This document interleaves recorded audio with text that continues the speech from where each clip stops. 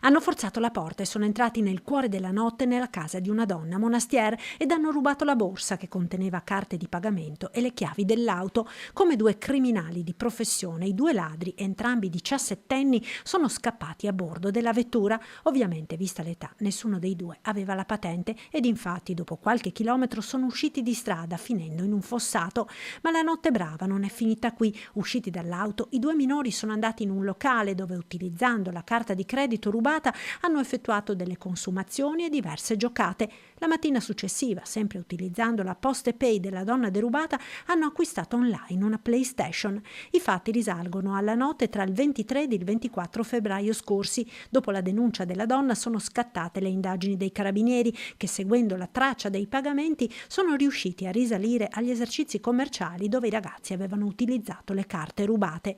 Dalle immagini delle telecamere di sorveglianza dei locali, i militari hanno identificato e denunciato i due giovani, già protagonisti in passato di atti vandalici. Un episodio che riaccende i riflettori sul disagio giovanile e sul fenomeno delle baby gang, con l'aggravante che in questo caso i due minori si sono introdotti con effrazione in un'abitazione privata e sono fuggiti con l'auto rubata uscendo di strada, ma sarebbe potuto succedere di peggio.